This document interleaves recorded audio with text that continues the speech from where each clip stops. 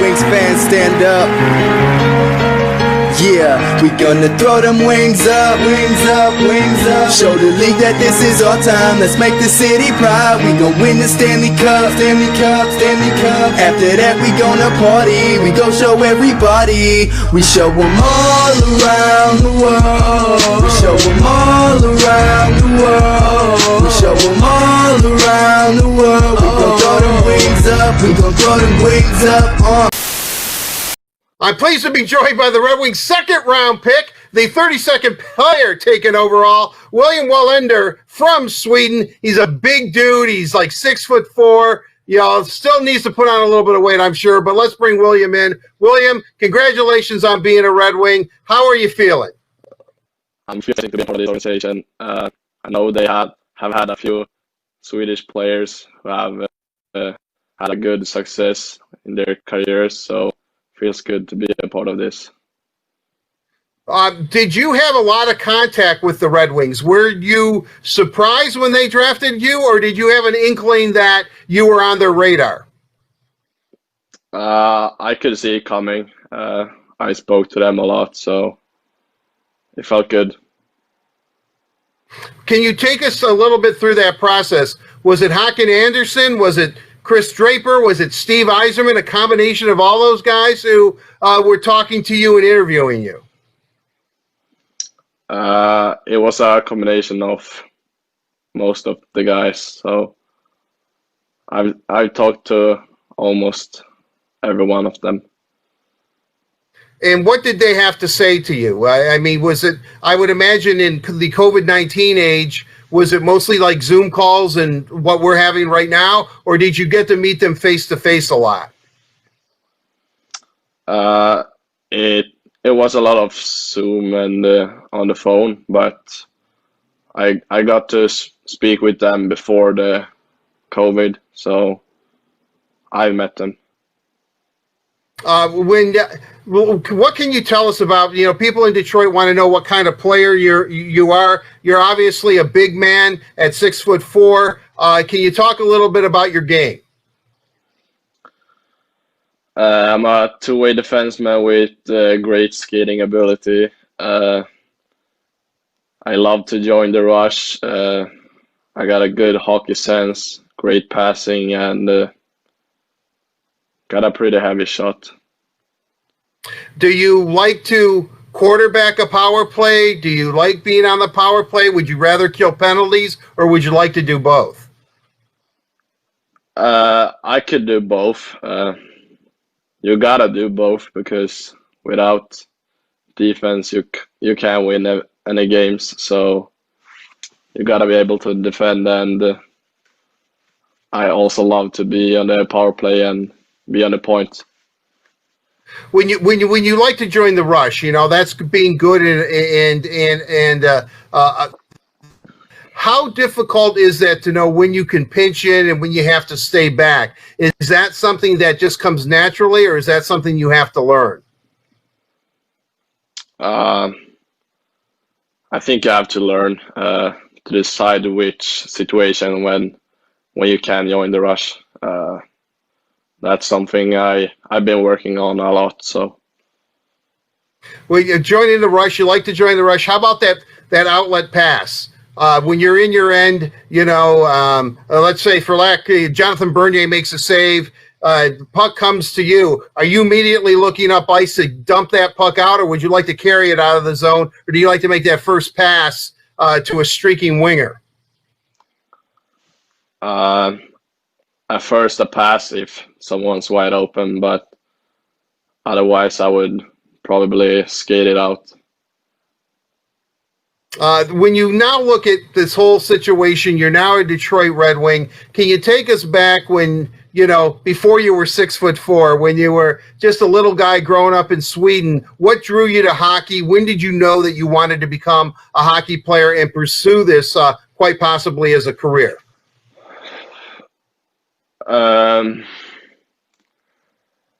I don't know, can't remember, but at the age of 4, I started to play hockey. My brother, he brought me to the rink when he went there because he played. So I just had to follow my brother, and he helped me a lot during my younger age. So he's been a guy I looked up to during when I was a young kid. Wait, it's kind of odd. I mean, you're drafted in the NHL. I'm talking to an 18-year-old, and you're telling me when you were a younger kid. But I guess when you get to be my age, everybody's young. So I'm kind of curious when you look at it and your skating ability. Was that something that you had to work on? I mean, people look at a larger player, someone like yourself at 6'4", that maybe skating you would be not, you'd be maybe a little slower because you're just so large. But that isn't the case with you. You're a very, very good skater. Was that something that you've worked on your whole life? No, it came naturally. I haven't worked that much on my skating. I've never had any skating coach or something like that. I just had it in me, so it feels good. When I know the Red Wings drafted Lucas Raymond, 4th overall. You're both Swedish, so North Americans, especially Americans, would view this as that you and Lucas Raymond probably go back a long way, that you're best of friends. How well do you know Lucas Raymond? I don't know him that well. Only played against him once, I think, and I've been at one national camp with him, so I don't know him that well, and I live far away from Lucas. So do you know, Red Wings have a number of Swedish prospects. Do you know anybody like Elmer Soderblom, Gustav Berglund, maybe even Gustav Lindstrom, who's here? Any of these young Swedish Red Wings that you have any kind of relationship with? No, not special. Don't know any of them. Geez, I'll tell you, William, we're going to have to get you out a little bit. I know you got to concentrate on hockey, but looking at the Red Wings, and obviously they have a great heritage with Swedish players, led by perhaps the greatest defenseman of all time, in Nick Lidstrom. Then you look at Thomas Holmstrom, Henrik Zetterberg. The list really does go on. Nicholas Cromwell, who's there. I mean, how does that feel for you to know that you are the next in line of what has been a very proud association between the Red Wings and Swedish? That's just good for me, I think. Feels good to know that Detroit have developed a lot of Swedish players who have had success and long careers. So that's just good for me, I think. William, what's your plan now? Are you going to continue playing for Modo? Would you like to come to North America eventually? I know it's all brand new to you right now. Have the Red Wings given you any indication of what your next step might be? And I know it's very difficult to predict with the world being in a pandemic right now. No, it's pretty hard to tell, and now during COVID and all that, it's even harder. But I want to play in the NHL as fast as possible. So, but I will probably stay in Modo here for this season, and I'll see how my next season will be. We always hear with North American coming over to North America to play, it's a smaller ice surface, that the game actually is quicker and comes at you space. You don't have as much time as you do on the international surface. Have you played a lot on the smaller ice surface, on the North American surface, or do you think that perhaps might be your biggest adjustment, leaping from European hockey, shall we say, to the NHL? No, I've only played on that size of a rink once. I was at a camp in Toronto, and that's the only time I've been at a smaller rink. But I don't think it will be any problem to adjust to it. Do you know anything about Detroit? I know you know a little bit about the Red Wings, but do you know anything about the state of Michigan and Detroit, which is going to be your home now, probably for the foreseeable future? No, I don't know that much. It's hard to know anything about it, but hopefully I will learn a lot about it. All right. Well, I'm still learning, and I grew up here, so I mean, it's William. I mean, it's a big city. It is pretty big. Hopefully, you like Motown music. Maybe that's the first thing you should do. Is just like Google Motown and start listening to that, and then throw in a little bit of Jack White, Eminem. Techno, if you're into that, that was from Detroit. I mean, if you're into music, Detroit has a really vibrant music scene. So, you can start maybe there and then, kind of branch out, and cars. Do you like cars? Are you into cars at all? No, not especially, but not nice cars. I like to drive nice cars. All right, well, you're going to see a lot of them here. Maybe you can even watch them being built. All right, William Yeah. William Wallander, second round pick of the Red Wings, defenseman, left-handed shooting defense. I would imagine someday that you hope to be maybe paired with Mo Sider, somebody like that. I guess I think what we're learning is you don't really know a whole lot because you've been concentrating on yourself, but are you eager to get started, meet all your fellow Red Wings, and start that next step in your progression of being a professional hockey player? Yeah, I'm looking forward to it.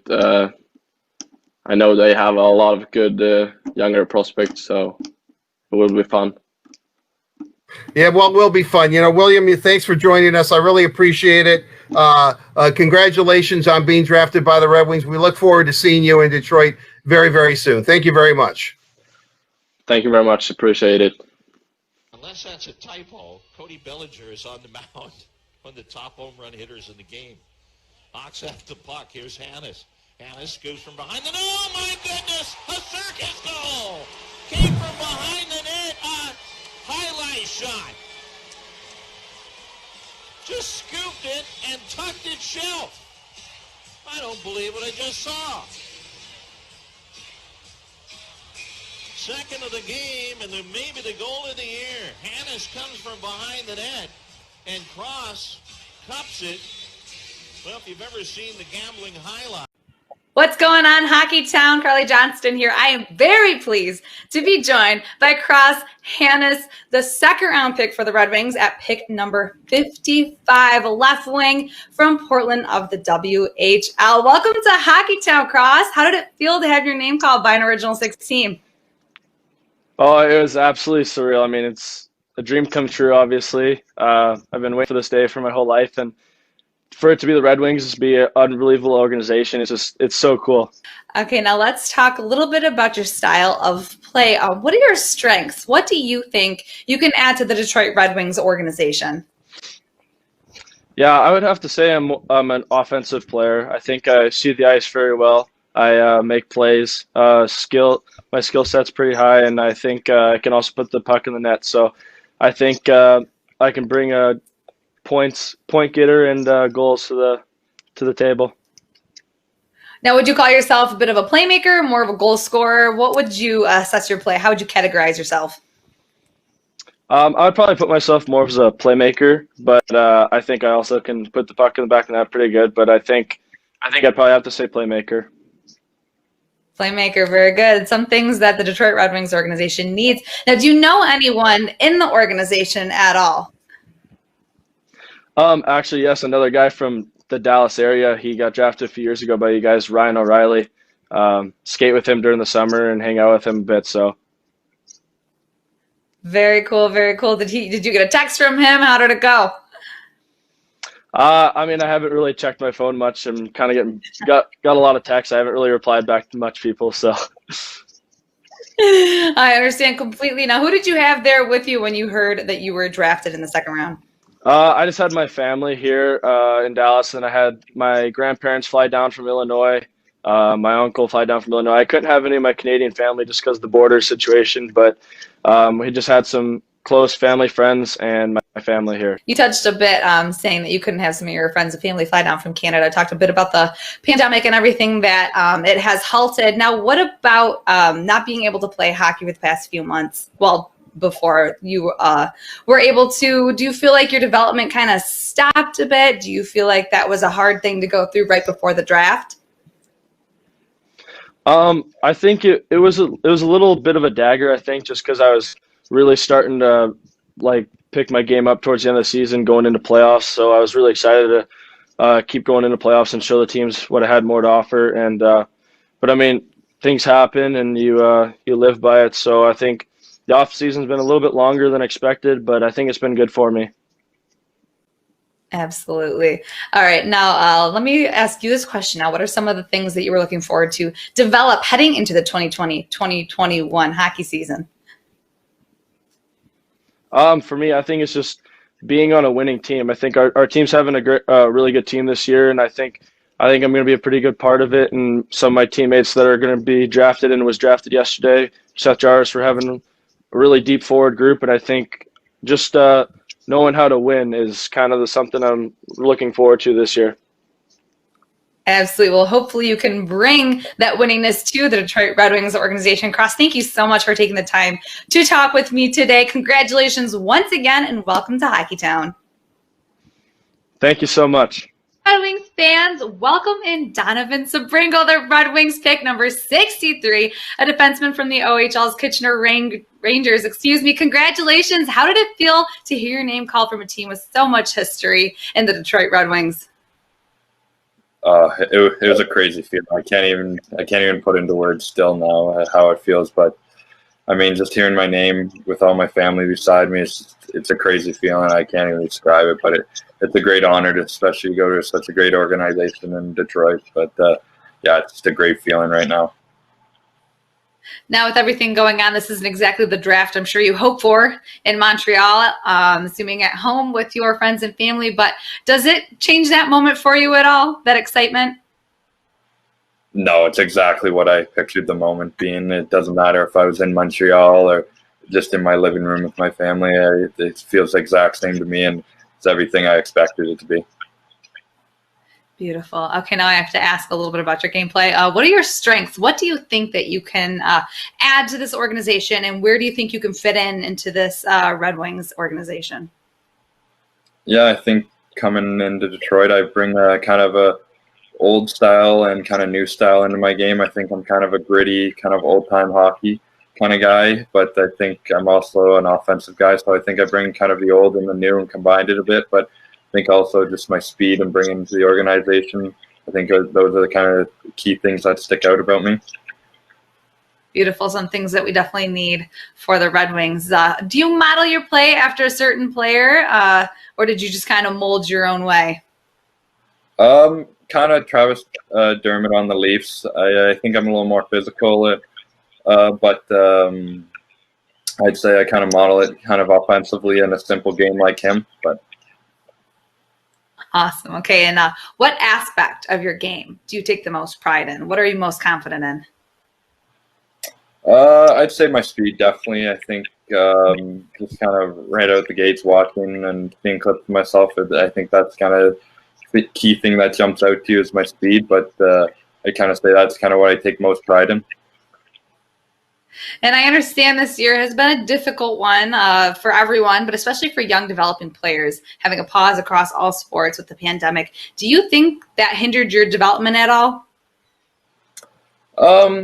I wouldn't say it hindered it. I think it just kind of made us have to kind of rearrange how we started training for the next season. So I think I wouldn't say it hurt my development anyway. I think it kind of just helped me get more focused and kind of more motivated to kind of be ready to go and prove people that I kind of was doing more than others to kind of get better when we get back. Good, making the best of a not so great situation. Okay, now enough about hockey. Let's talk a little bit about yourself. I hear you're of Cuban descent. Can you give us a little backstory there? Yeah, my dad was born in Cuba. He was a soccer player, and my mom was the national team's for Canada's manager for the women's side. So they ended up meeting through soccer, and she sponsored him to come over to Canada. So I got a bit of a Cuban in me. I love it. Now, when did you start playing hockey? Do you remember it at all? I'd say I started a little later. I'd say 5, 7-ish. I remember I just hated it to begin with, but my mom kind of forced me to keep playing, said I'd like it eventually, and I guess she was right. Yeah, no kidding. It definitely worked out for you. Mom always knows best. Yeah, exactly. Last but not least, is there a fun fact about you that Hockeytown should know?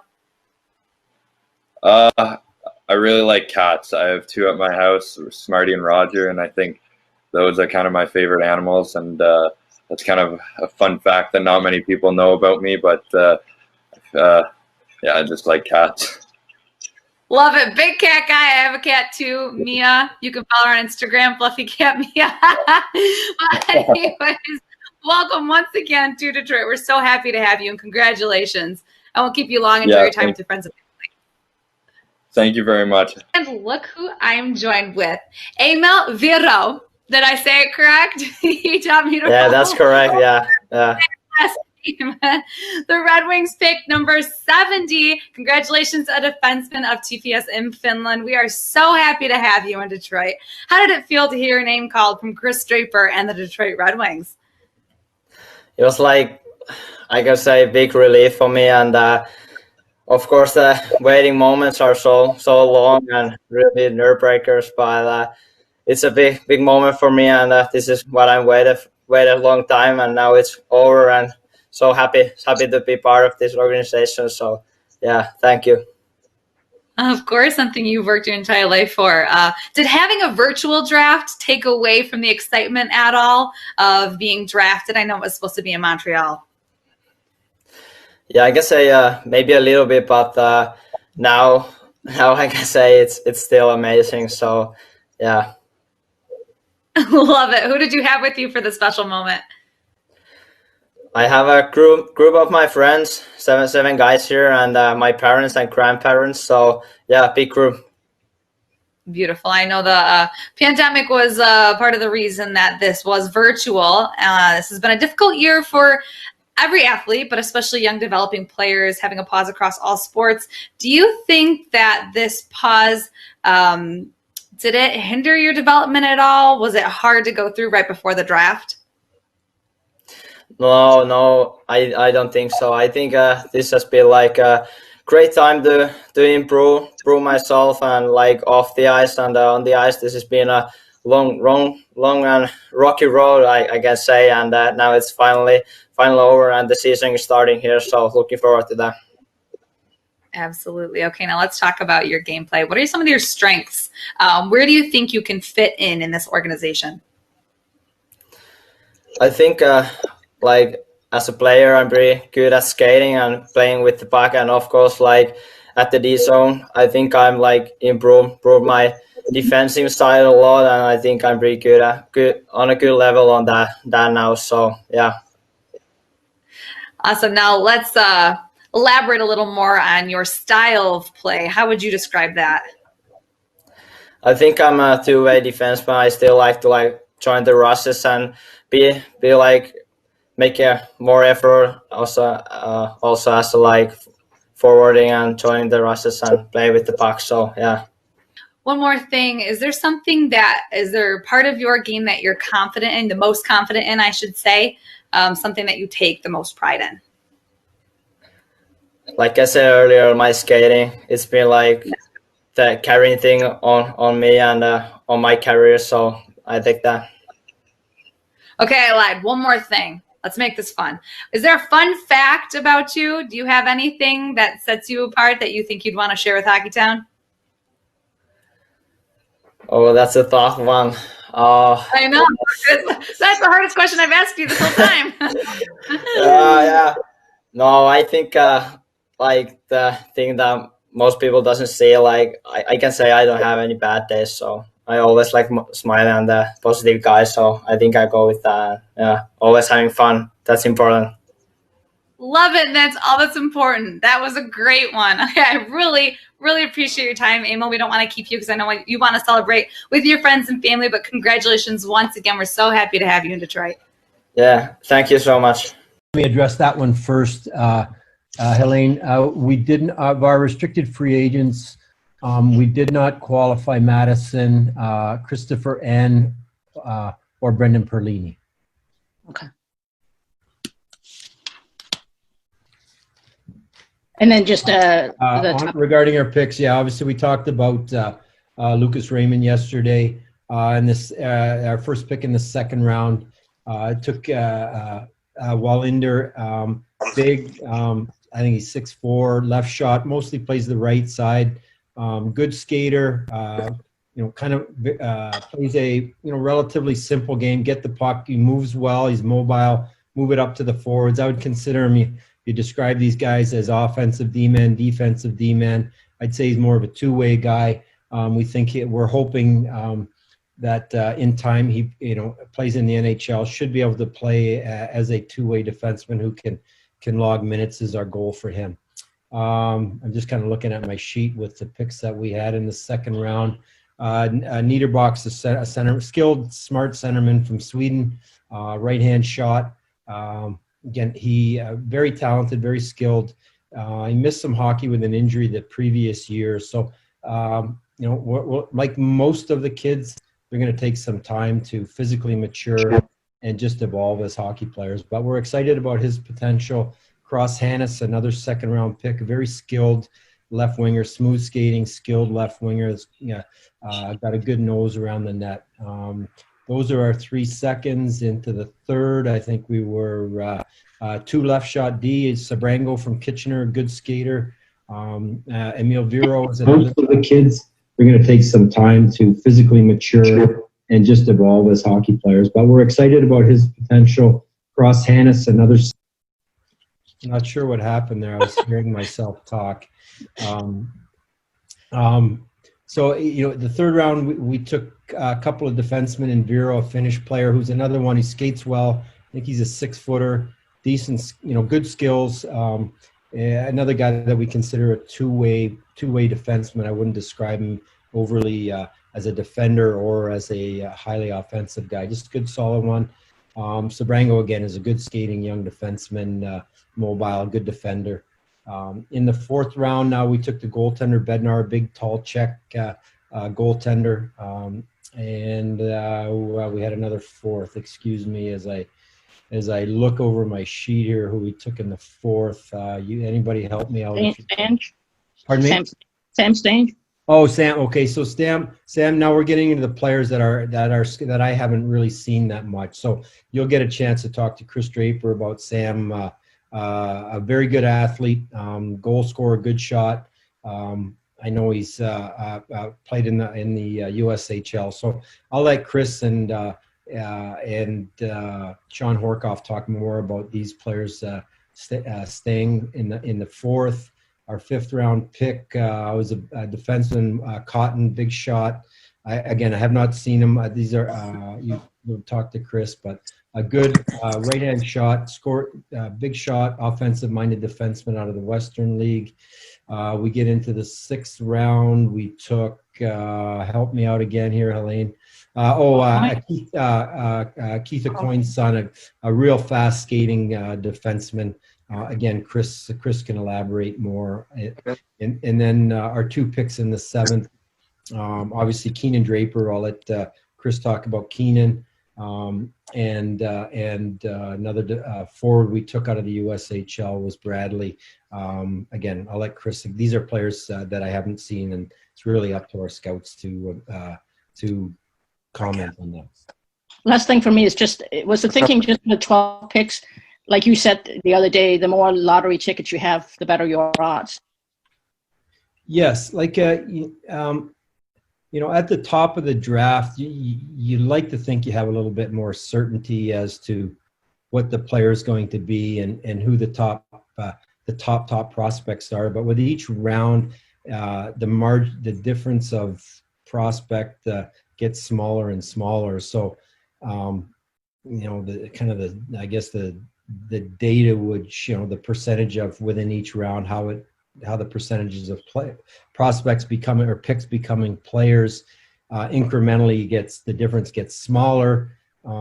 We just try to add as many picks as we can, and if I could have, I would have loved to add more firsts, and we had 3 seconds, but wasn't able to do that. So the accumulation of 12 picks and players that we liked in those particular spots or in that particular round. So I think everyone feels pretty good that we're able to add 12 prospects. Hopefully, I can't tell you how many, but hopefully a few of them become NHL players one day. Thank you. The next question is from Ted Colfin with the Detroit News. Hey, Steve, was there a characteristic or a theme that you guys wanted with a lot of these guys? It seems like a lot of them are good skaters. They're known as good instinctive players, heady players, intelligent players. I mean, is that a characteristic you guys want to bring in here? Well, we have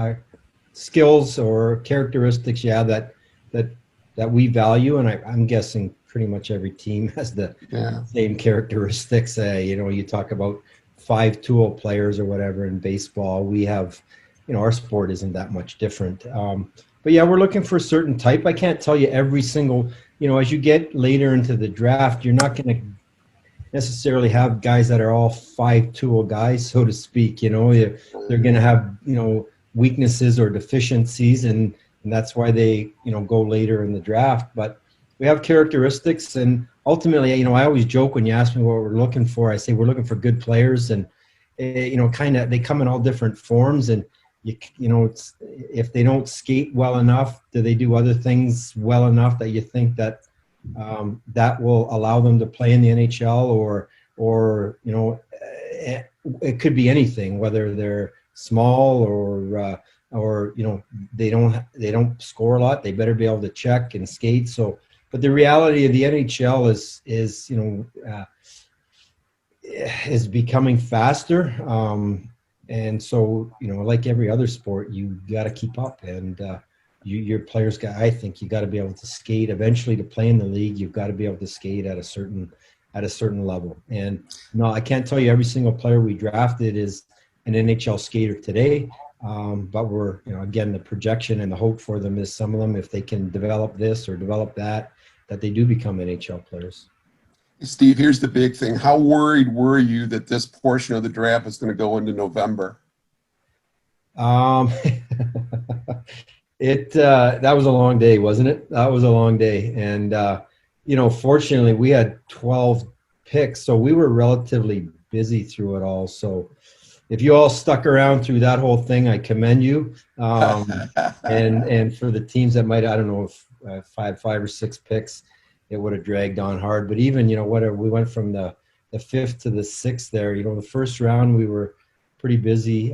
You're looking at other things. 2nd and 3rd were busy, but yeah, it's been a long day. But all things considered, under the circumstance, the first time we've ever done it virtually, I don't think there was many hiccups, at least technically hiccups. We got it done.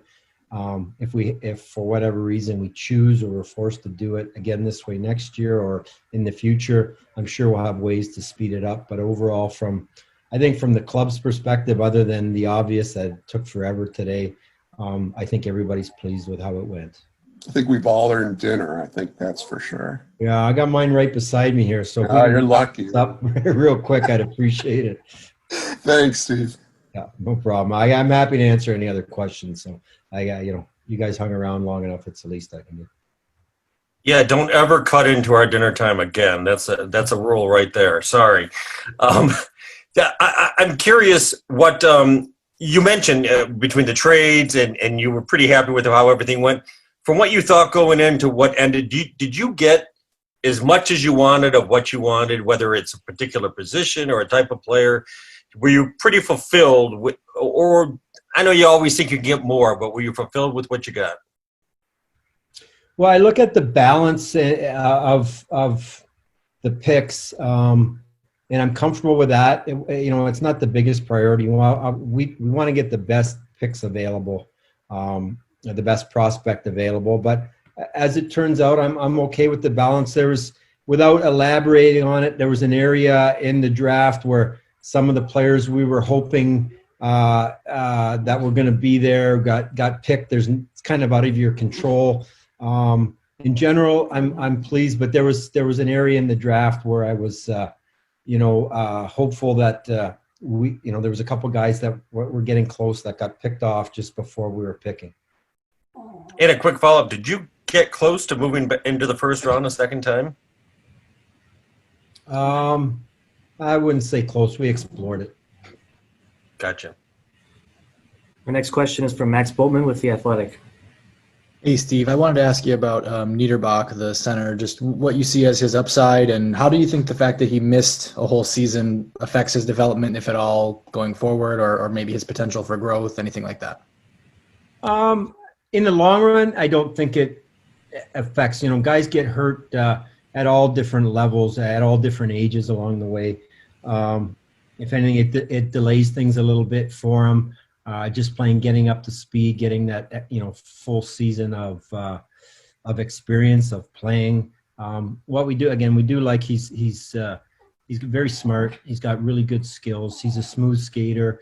As an 18-year-old, 19-year-old, we're hoping, like most of them at 23 or 24, that they're a little bit heavier, a little thicker, a little more powerful. And so in the long run, we're not concerned. Obviously, we do our homework on all the players to understand the injuries and the extent of any injury or any issue, and then ultimately decide, is it of concern? And the more I do this, and the more you dig, the more you find out everybody's got something, or most guys have something, and you can end up. We've passed on players out of concern for an injury that, looking back, we being me, I guess, passed on guys that because of an injury, and you look back now and you wish you had the player. So barring like, I don't even know what it would be. So they all have something, and Niederbach's case, I'm not concerned. He's healthy, he's going,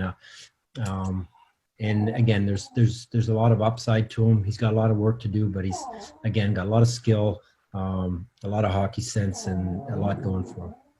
And then as you kind of pivot into free agency here the rest of the week, I know a couple weeks ago you mentioned you had a couple spots to fill on the right side. Is that an area you'll look to address those needs, or would you rather do that internally? On the right side, on the blue line, or up front? Obviously we signed Sam. Sam, I'd like to try and add another forward, a right shot, but not necessarily. Even potentially two forwards, depending on who's available and what the cost of these players are. We do have holes in the back end under contract. As I'd said, we have Phil Hronik and Alex Biega on the right side. We will, we'll explore the free agent market, and whether we added, a right and a left, or two rights, or again, depending on the term and the dollar amounts, we potentially could maybe even do 2 to 3 defensemen. Three isn't a necessity, but it'd be more of a depth, provide us with some depth if we did sign 3 D-men. But I would hope to sign a couple, and and leave our young guys developing, whether it be in the American League or in the European leagues, for the time being. On that note, then, one last thing. There was a report out of Sweden this morning that Moritz might be going to Sweden. Is that accurate, or in the works, or? Both. I don't want to, elaborate. I know what's going on. I'll let once things are finalized, I guess, completed, then we'll be able to do more. But yeah, we're working on that. That is accurate, Max. Thank you. Yeah. The next question is from Art Regner with DetroitRedWings.com. Hi, Steve. Hey, Art. I'm looking at this, and I know Wojo kind of touched upon this, but 6 forwards, 2 left wings, 2 centers, 2 right wings, 5 defensemen, 4 left-handed shots, 1 right-handed shot, and then the goaltender. And I know that, in your past history, you've drafted a goaltender in the first round in Vasilevsky. I want to kind of concentrate on Jan Bednar. Were you surprised that he was available at 107 in the 4th round, because he was rated really kind of high? No, I don't think so. Like, we had them in. The goalies are, everybody's list is different, and a lot of the lists that you see, obviously, I'm assuming you don't see any team's list. They're all different, and they can be dramatically different from the list, the central scouting lists, all the I guess highly publicized, highly respected, highly followed lists. So we try to pick players in an area that we feel comfortable where they fit into our plan, and we like him, and we were happy where we picked him, and it was kind of the area that we projected him, where he might go and where we were comfortable picking him. When you look at it, this mix, are you happy? Are you looking now at the organization as a whole, from the big club down to minor league system, that you're beginning to replenish the stock, that there is competition on this team, that you're happy, that you think that virtually every position, defense, forward, goaltending, that you see a semblance of a team here, maybe sooner rather than later? Well, I look at the Red Wings, if I put it up, and I do this, you put it up on a board, you look at your team. I know the players on the Red Wings. I know the ones that are NHL players. We have another board with our prospects on it, and you look at that and their prospects. Some of them, you kind of project sooner that they have maybe a better probability of playing, or they're going to play sooner. But ultimately, they're prospects, and we need to get them to the NHL. So we're pleased that we're developing a pool of prospects. Those guys got to get to the NHL, and they're a long way from the NHL. So as they start to move in, we see, I use Philip Zadina, maybe Hronek as examples of, Phil Hronek played the whole season for us this year. We moved him in. It looks like Philip Zadina, based on how he played, he's ready to come in and play in the NHL fully. Can a couple more do it this year, and just keep transitioning these guys into the NHL? So we've got a pool of prospects. We feel good about the pool. We got to get them to the NHL, and there's a lot of things, unpredictable things. Some of these kids will exceed our expectations, and some won't. That's the reality. So again, at the position we're in, try and keep adding as many as we can, and try to build it, and eventually, hopefully sooner than later, we have a team with all these young guys that's very competitive. One final question. You pulled 4 deals today.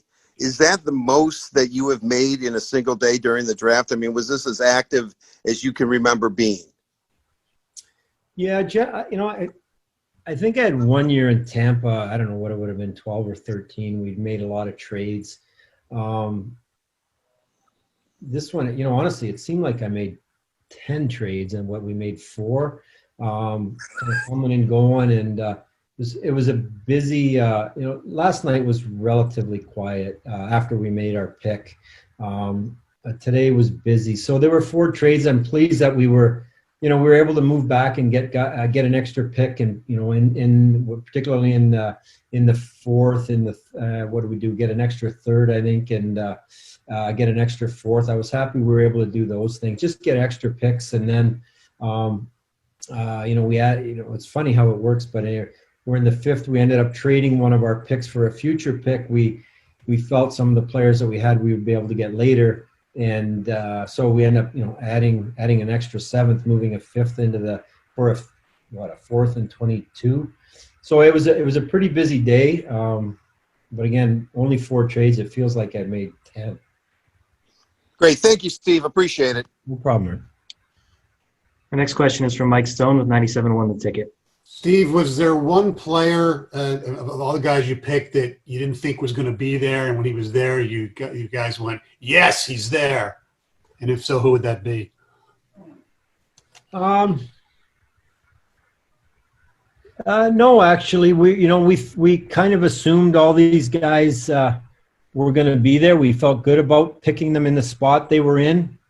Again, without they're picked by other teams, but there was a couple that at a couple of spots we were kind of keeping our fingers crossed, and they went. But all the players that we had, we were pretty happy to pick them where they were, and Yeah, again, we feel good with all the picks that we made where they were, and you try to position yourself that you have more than one option, and you're not if guys are getting picked off, there's more than one option for you, so you're not left kind of in the cold at that particular spot.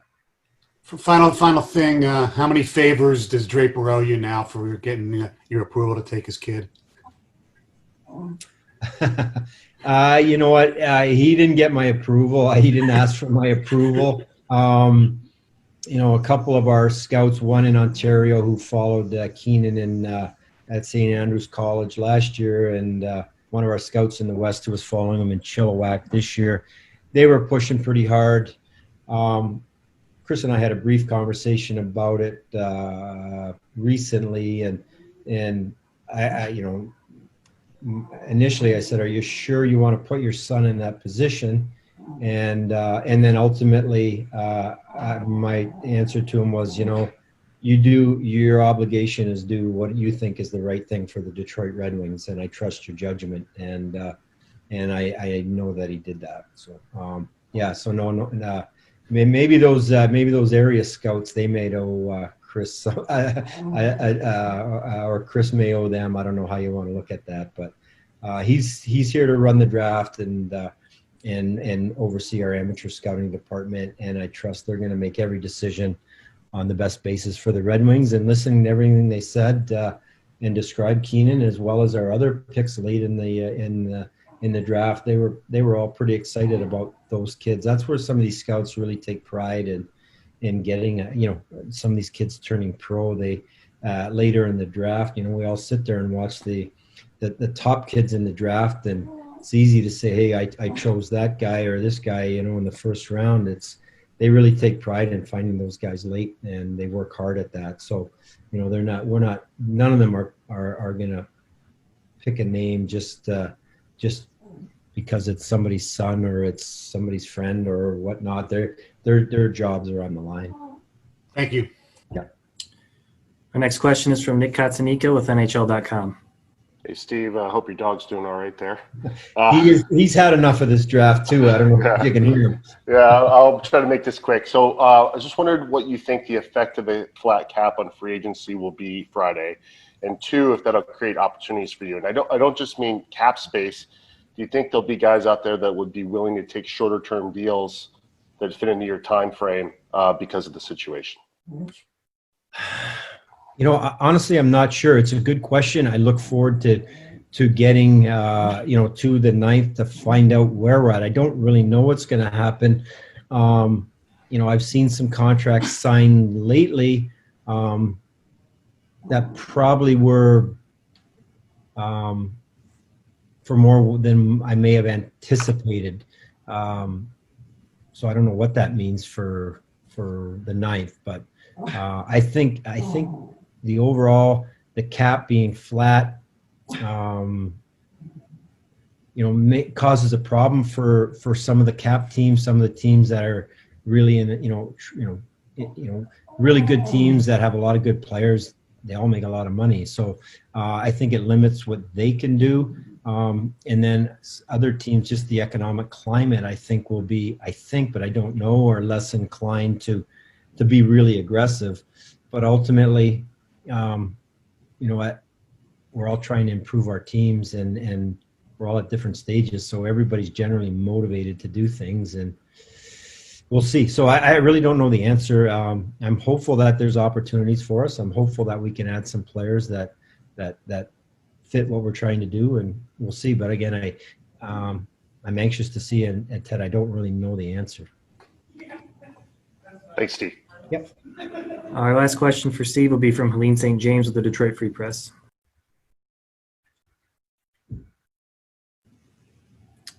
Helene, Yes, Steve, go ahead. Steve, I just want to follow up on Moritz. Is what you're weighing, because I know you can recall him from Germany, but is putting him in Sweden, I mean, there's more stability. They're a league that's already playing versus maybe keeping him in Germany and then being able to bring him over here whenever the next season starts. Is that part of what you're weighing, that maybe just for his development, he's better off in Sweden? Yeah, you know what? Why don't I'll tell you what? Let's see once things are finalized, and we know exactly how. I'll elaborate more on it. And I'm not trying to be coy. It's just trying to be respectful to everybody involved, and don't want to say much. But yeah, we weigh. You make these decisions on loaning the players. We want everybody playing, but in particularly some of these young kids that can be loaned. We want to get them going. So, and Moritz's situation, as you know, the German league has suspended their return to play. I believe they have a tentative date for December, I think. And Mo's desire and our desire to get him playing, as well as all of our young guys. So some of the leagues in Europe, depending on the league, you can loan them and bring them back once we start. Other leagues have set rules that if you send them, they're there for this season. So that comes into play as well. That's what Sweden has done, right? I mean, they don't want to see players just disappear mid-season or. Yeah, I think the Swedish, the SHL, their top league, and the Finnish Liga, their top league, both have I don't know what they call mandated that their teams any loans or signings. I'm not even exactly sure from where, outside of players who played in that league last year, I guess, would have to stay for the season. Other countries, and I know the Allsvenskan, the second league in Sweden, players can go there, and it's my understanding the players playing the Allsvenskan can come back. But I do know it's my understanding the top leagues in Finland and Sweden, the kids are there until their season's over. Thank you. Yep. All right, the time we have with Steve, we're going to go ahead and move everyone back to the waiting room, and we'll be back in about 5 minutes with Chris Draper. Steve, thanks for your time. Okay, thanks everybody. Appreciate you hanging in there with us. Thank you. Okay. Thanks, Steve. Thanks. Thank you. Detroit Red Wings are proud to select from the University of Wisconsin, Sam Stang.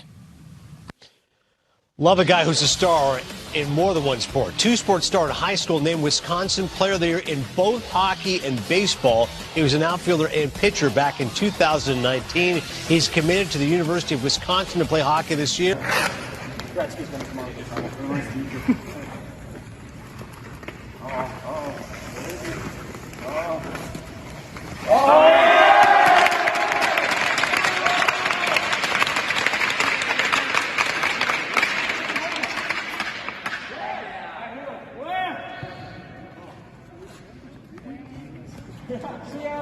I actually just left the Brother Ice event, and there were a lot of people clapping for you. So awesome. Yeah, that's a great spot. So that's awesome. To be a part of this community for so long and to watch everything that this organization has meant to your dad, what was the moment like for you when it became official tonight? It was unreal just to be able to see my name picked. I was on the NHL.com website. That was the first time that I officially saw it. So to see my name there, it's a dream come true for sure. I know Steve Yzerman told us tonight, he asked your dad, is this something for sure that you want to do to your son? And obviously the answer was yes. What would you say to that question? Is this something that you're ready to take on? Definitely. I was just very happy to be even considered to get picked, and to be picked by such a high-class organization with so much history. Just so happy to be picked, and to have my dad be able to be there and be part of it is very, very humbling, and very, very happy to have that happen. Congrats, man. Thank you. Our next question is from Art Regner with DetroitRedWings.com. Hey, Keenan, congratulations. Being a native Detroiter playing for the home team is, I guess, everybody's dream, but yours is a little special. I'm kind of curious. I know that at times when you've gone out to the rink your dad's made at the house, you've had a special visitor named Dylan Larkin out there. Can you talk about your relationship with him, and how well do you know some of the current Red Wings? And has anybody besides your father reached out to you to offer congratulations? Dylan Larkin has been a very great mentor to me. Been able to speak with him a lot over the years since he's become a wing, and being able to skate with him. He's been to some of our Little Caesars practices over the years, seeing how hard he works and how good of a player he is. It's just been very good for me to see and watch that as I've gotten to learn and develop more. And so I know him the best. He's reached out to me already. Obviously my dad, my family reached out. So it's just been a great day, and very happy that's with everything that's happened. Will you call Steve now Steve, or will you call him Mr. Iserman, or do you have much of a relationship with him? He's always been Mr. Iserman to me, and it'll continue to be that way. All right, thank you. Congratulations again, Keenan. Thank you. Our next question is from Daniela Bruce with Red Wings TV. Hi, Keenan. Congratulations. Thank you very much. It's got to be really exciting to have your dad be the one that got to call your name at the NHL draft, but you grew up around him being an NHL player. You grew up at the Joe. He actually said that in his press conference just moments ago. What have you learned from him, both as a hockey player and as a young man? As a hockey player, I just see his work ethic. Even after his career, he still works so hard and everything he does. And during his career, just seeing the type of person he was, he always had time for fans. Just a hard worker on the ice, a great teammate, and I learned a lot from him over the years and through other teammates that he had as well. And as a person, he's a great human being. He does things the right way. He's a great dad as well. So I've learned a lot from him, and very happy. Thank you, Keenan. Our next question is from Michael Caples with Michigan Hockey. Keenan, I know how much your dad's been there for your hockey career. I've seen it firsthand with all the state titles and everything like that. So how does it feel that he's not there with you right now for this one? It's a little weird, but I've been being able to see him on the TV making the picks and talk to him last night. So he's been there in spirit, kind of, and so it's been good that he's been able to communicate and talk to him. So it's good. Have you realized, what he's kind of sacrificed to make sure that he could be your youth hockey coach growing up, and what's that meant to you? It's been unreal. He's had to sacrifice a lot for me. Because he's been working hard with the Wings scouting, and there's days where he had to come watch our games and practice with us and do drills, run drills, and it's just been so amazing what he's been able to do, and I'm very thankful for it. Thanks, Keenan. Congrats. Thank you. Our next question is from Max Boltman with The Athletic. Hey, Keenan, I was just curious, did you talk about this possibility at all with your dad in the months leading up to this, or was it something you just kind of let be and hope for the best? Or he did tell me it was a possibility, which I knew. I was happy to hear. Obviously, just being picked by any team was I would have been happy with, but to be picked by my hometown team is really awesome, and I'm very happy that it was the Wings that picked me. And then as you go from here, what are the parts of your game that you're kind of most focused on improving as you go forward this season up until you get to college? Just keep on working on my skating and my explosiveness, as well as keep on getting stronger, protecting the pucks down low and getting to the hard areas to score goals. Thank you. Thank you. Next question is from Trevor Thompson with Fox Sports Detroit. Hey, Keenan, congratulations. And I was just telling your dad how surreal it is for this to have happened. I mean, seeing you run around in the room to seeing you get drafted by these guys has got to be special for everybody. And I'm just wondering, and you talk about it's obviously a dream come true and you'd have been happy to go anywhere. But now that it is the Wings that picked you, how much more this will drive you and motivate you to actually make that dream come true, to put that sweater on in Detroit one day? I'm very driven. I want to make it a reality to be able to put that sweater on and wear that winged wheel. It's something that I've been dreaming of since I was 4 or 5 years old. So now that step one has been done, completed, I'm ready to keep working hard and make it come true. What is the next step for you? Where do you see your progress as far as levels go? I'm playing this season for the Chilliwack Chiefs in the BCHL. And I'm committed to Miami University at Ohio. So I'm not sure when I'm going to enter there, but those are the steps that I'm taking in my future. Well, hey, Keenan, congratulations, and have a great season ahead. Stay healthy. Good seeing you. Thank you very much. All right, everyone, looks like that's all the questions we have for Keenan. Thanks, everyone, for joining us throughout the day. Keenan, congratulations again, and welcome to the Red Wings. Thank you very much. I was weighing in at about 193. Like he's a lot bigger than Dad, So, and we just, as you start talking about these players, I want to hear, our area scouts start talking about names, and Keenan's name came up. And then it just felt like it was a right pick for our organization. So that's that's how it really came about. And obviously I'm super proud, very excited, but like you said, my job is to draft prospects that I feel are going to be a part of the Detroit Red Wing organization going forward. And I believe in Keenan. And just as importantly, I had guys on our staff that believed in him as well. And that's how we ended up making that selection. Well, with that being said, looking at the 2020 draft class as a whole, how are you feeling initially about what you guys were able to acquire? We're excited. Like you said, it was a long day. We feel that we touched on a lot of needs. We drafted defensemen. We drafted puck-moving D-men. We felt we draft D-men that can play with an edge or physical. We felt we drafted some very good skating defensemen. We have right shot, left shots. Obviously, we drafted a right shot centerman in Theodore Niederbach, and this was one of the names that Håkan Andersson was really excited about. That he wanted to get through this draft. So we feel adding him is you're getting the skill. You just kind of go down the list. We felt that we have a good balance of what we added to the organization. Obviously, it was a busy day for us. There were some trade back scenarios. There was acquiring some more picks and then selecting names. But, in the end, when we look at, what we've added over yesterday with Lucas Raymond and then adding today, obviously, with the positional players that we got, I know Phil O'Sear, our goaltending development coach, is very excited about adding Bednar, big Czech goaltender.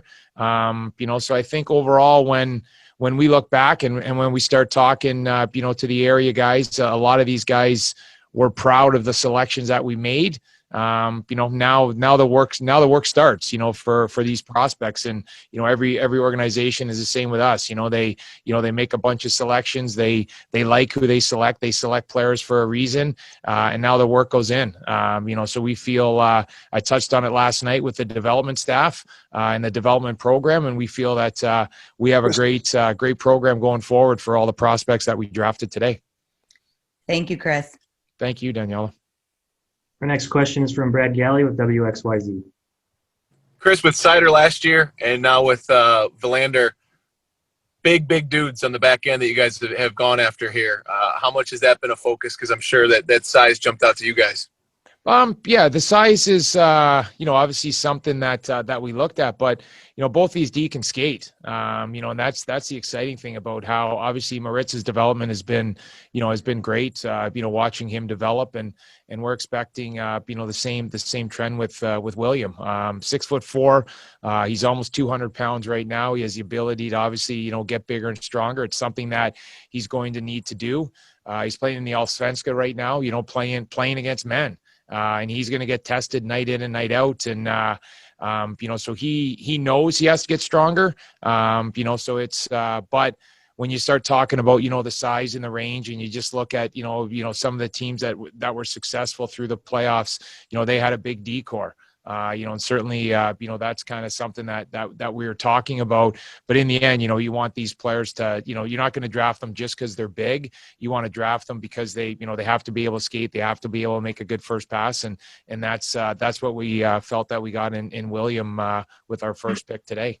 And then just to follow up, I know you said you haven't had that dad moment yet, so maybe it's unfair to keep pressing you on it, but your family's been there for so many of your hockey moments.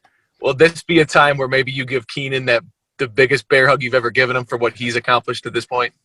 Well, he's in Chilliwack right now.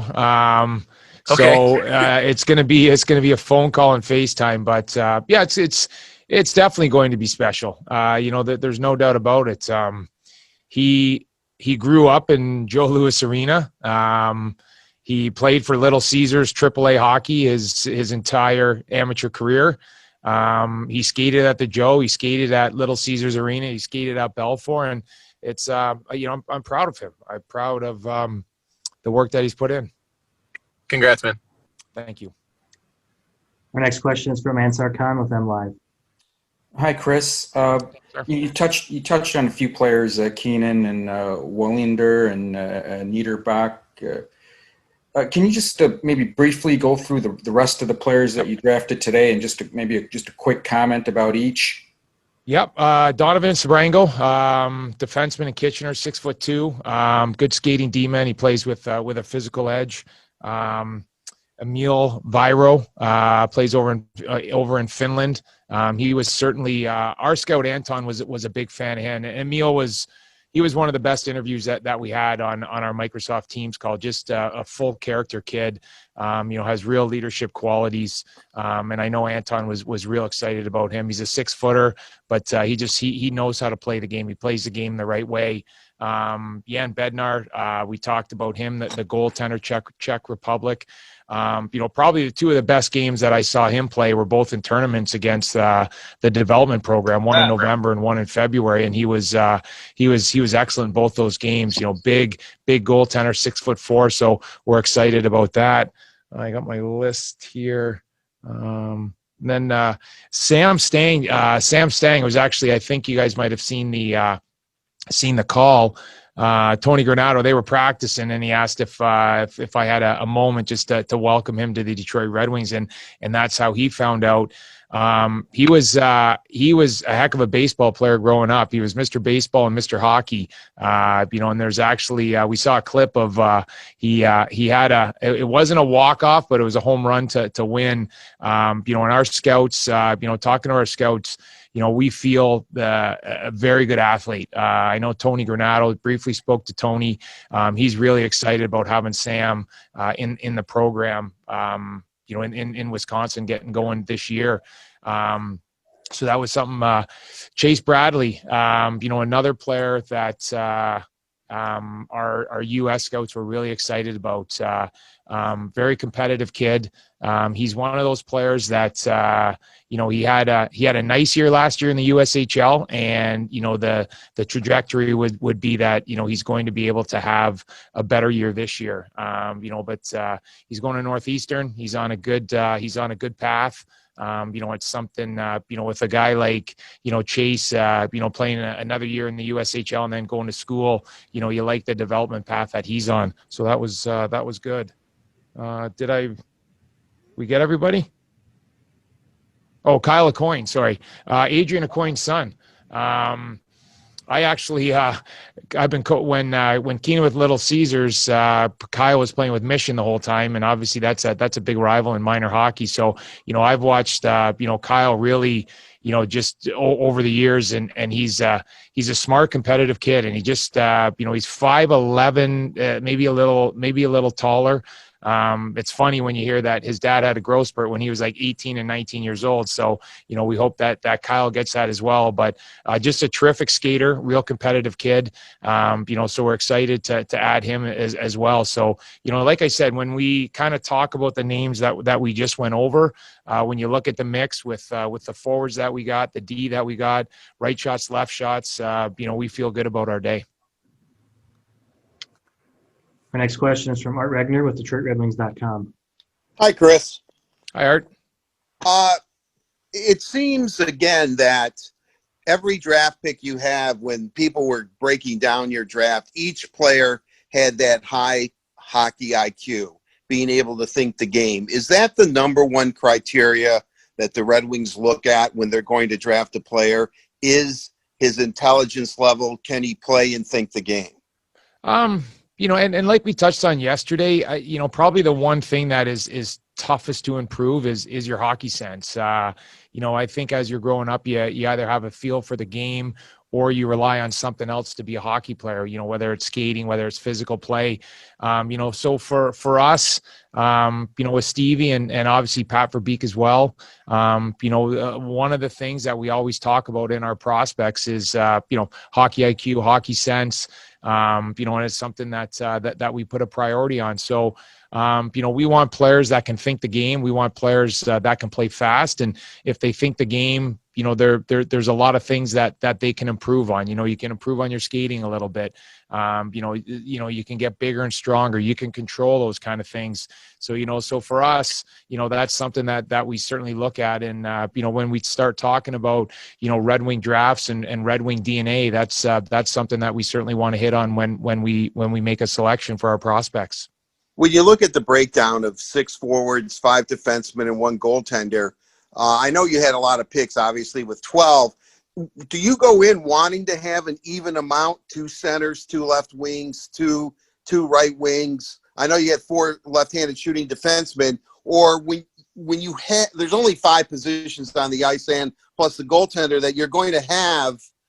It should be like an even breakdown from position. That one position shouldn't dominate if you have 12 draft picks, if that makes sense. Honestly, for a lot of it, it's how our list ended up being set up is how, these names, came to us. But, as we kind of started getting, into the draft and into the, mid to later rounds, it was something that we talked about. We were talking about the players that we had already drafted, left shot, right shot, etc. So, was it on purpose? No, it just kind of ended up being that way. But we were certainly aware as we were making picks, drafting righty, lefties, drafting out of position, those kind of things. So, it's certainly something, you make a pick and we start talking about it. The second round was obviously very busy for us, third round as well. But then kind of when we got into the fourth, you could really kind of evaluate what we took early on and where we're going from here. And we just, kind of started making off our list, just kind of putting a cluster of names together and started talking about them. And from that's how we ended up coming up with our selections, usually from mid to late rounds. So it's for me, it was a learning experience today. This is the first draft that I've ever run. I've been a part of a lot of drafts, but this is the first draft that I've ever run. And it's, there's things, things happen, there's obviously when you make a pick, you have to wait for the next one and players come off the board and you kind of have to adjust on the fly. But I thought our staff did a real nice job. And in the end, when we look back at this, we're proud of our work. We feel, we talked about it last night, the passion that I have for the Detroit Red Wings and we have for the Detroit Red Wings. It means a lot to all of us. And the reason why we picked these names is because we feel that going forward, they're going to be a big part of our rebuild. Chris, one final question. In your illustrious amateur coaching career, how many of these players that were drafted did you either coach or coach against? Because you were really, really familiar with this year's draft class.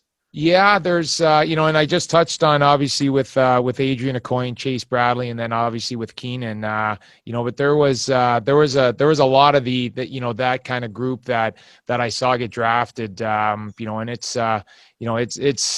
it was always fun for me to certainly watch those. A lot of them, a lot of those players, went last night. I'm really familiar with the Ontario players, obviously playing in all those tournaments. So, the 02 age group was something that, because of obviously my son and being a part of Little Caesars, I saw a lot of them, and it was, I was proud of all of them that went. There was, I'm not sure exactly what the number would be, Art, but it was a good group, good number, and proud of all of them that got their names called today. Thanks, Chris. Appreciate it. Thank you. Our next question is from Michael Caples of Michigan Hockey. Hey, Chris. Obviously, Art just stole my thunder with what I was going to ask you about as a youth hockey coach. But how did that make your first draft a little bit more complicated, maybe a little bit more unique for you, having to put your personal biases aside to get the job done for the Red Wings? Yeah, you know what? There was some hockey players that I was really familiar with and obviously really knew. But in all honesty, and I touched on this on the with Daniela's question. My job was to be the director of amateur scouting, and our amateur scouts, our area scouts have seen these players, over the last couple of years, and I respect, their opinions, and that's how it works. Especially when you start getting into the mid to late rounds, you want your area guys to step up and have conversations and really feel strong about the selections. And, that's exactly what happened. So I'm familiar with, a lot of these young hockey players that went.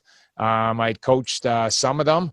I'm certainly super proud of all of them, but the one thing, it's, today is an exciting day for a lot of players that get their names selected. But, you look at just a couple players that played for Tampa Bay that just won a Stanley Cup that weren't drafted, and they have their name on the Stanley Cup. So a lot of things, there's a lot of work to be done for the names that were called today.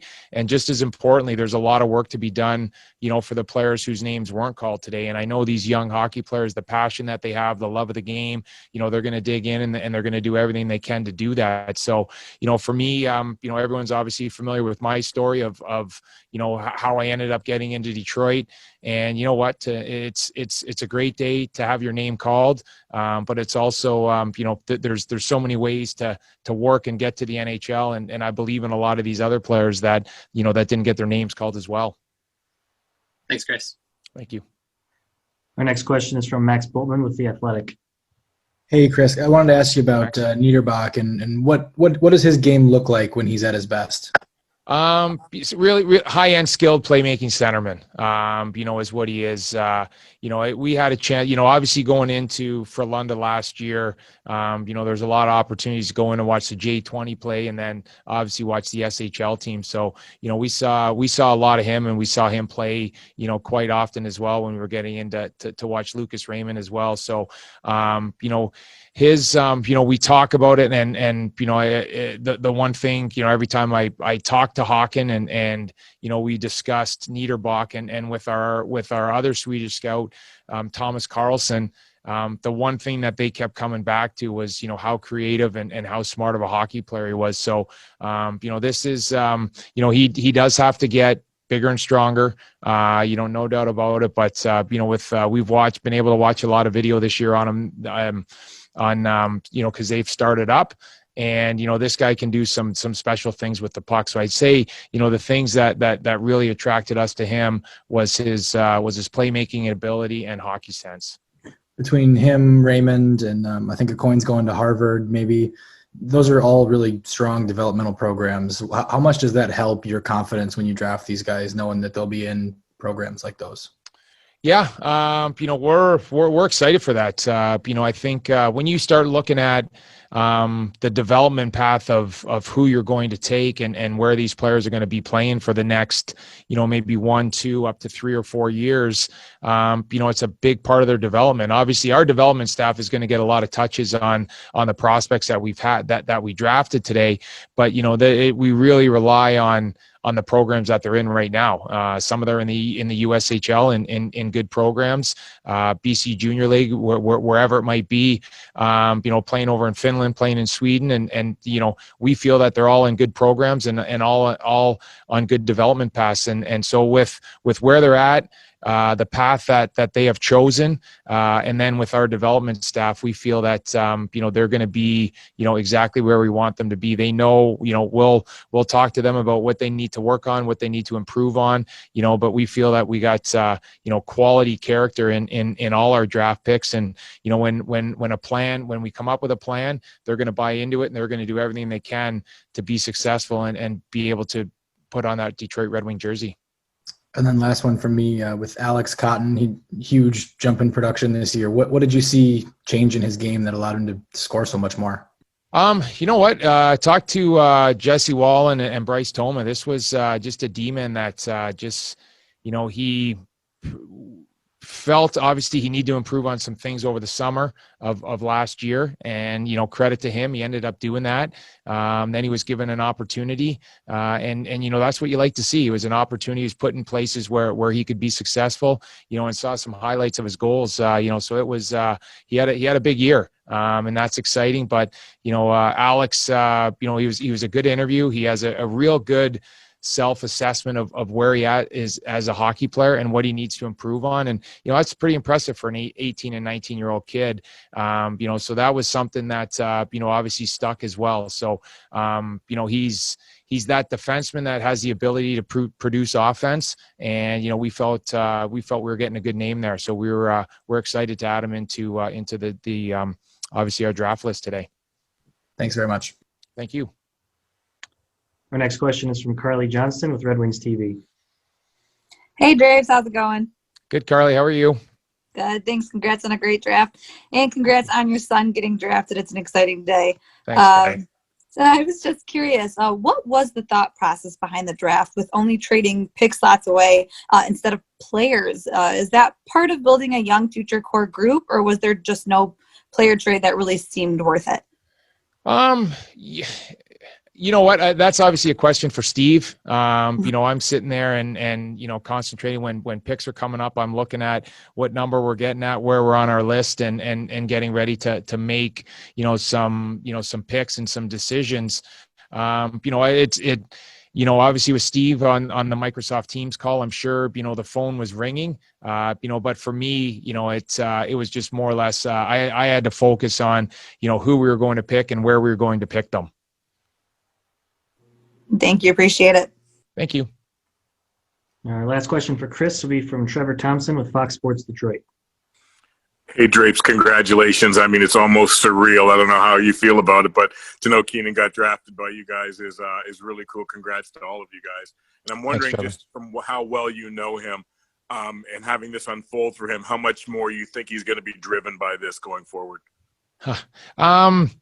Yeah, that's something, I'm proud of the passion that he has for the game of hockey and certainly the passion that he has for the Detroit Red Wings. This is home. This is where he's grown up. He's watched some of the greatest Red Wings of all time play. So I know, knowing him, this is when you start talking about inner drive and compete, he has that. And for me as a dad, just to be able to share that with him is something that means a lot. I'm a big believer, obviously, in compete. I'm a big believer in inner drive. And I think if you can do that and you believe in yourself, you have a great opportunity, not only in the game of hockey, but, life. And, that was something, that he has. So for me, he's continued to gotten better, and he earned his position on our draft list by continuing to get better. He loves the gym, which is great. He loves being on the ice. So a lot of good things and a lot of positives, but in the end, it's he's proud of this, and he also sees how hard it is. We can tell a lot of prospects how hard it is but he knows how hard it is just by being around it and seeing his dad. So for me, that's something that anytime I had an opportunity for a teaching lesson, it was something just about hard work and how hard work pays off. So those are probably intangibles that I'm real proud of that Keenan has. That's cool. You talk about the inner drive and the compete that you have, and they talked about your coaching, and you got to express that in coaching and be competitive and be in the fire on the bench. And now you talk about your first year as a director of scouting, and it's so much different. I'm just wondering what aspects of this job appeal to other parts of your personality that allow you to excel in this, and what's your passion like for this now that you've done it? I learned that you have to breathe. You have to take some deep breaths because obviously, the interesting thing is and this was longer, but usually you put a year in and you watch prospects, and you get attached to certain prospects. You know what you like, you know what you want a Red Wing to be. You're passionate that you want to bring that type of player into our organization, and sometimes you don't have the opportunity to get them. That's probably the one thing that, I found out was the toughest as you're sitting there and you're getting ready to make your picks, there's no guarantee that the next name on the board is there. Things can happen. There's 31 teams that are selecting players too. So for me, that was probably, the biggest thing that I learned today is, just sometimes you just have to relax. You have to trust the process. You have to trust your list. You have to trust the work that you put in, and certainly trust, all the work that my scouting staff put in, and I do. And, that's the exciting part of that. These guys did a fantastic job of, traveling. We travel all over the world, to get ready for this, for these 2 days. So I would probably say that was the biggest thing. You just have to, you have to relax. You have to trust the list. And we're going to we know what a Red Wing is. We talked about it last night. We talked about it again today, and these are the picks. These are the type of players that we want to bring into the organization. Well, congrats on Keenan. Congrats on a successful draft, and thanks for that, Drapes. Thanks, Trevor. Appreciate it. All right, that's all the time we have with Chris. If you'd like to stay on the line, we will move everyone back to the waiting room and get Keenan Draper on the call and finish up our draft with that. So thanks, everyone, for joining us. Thanks, Chris.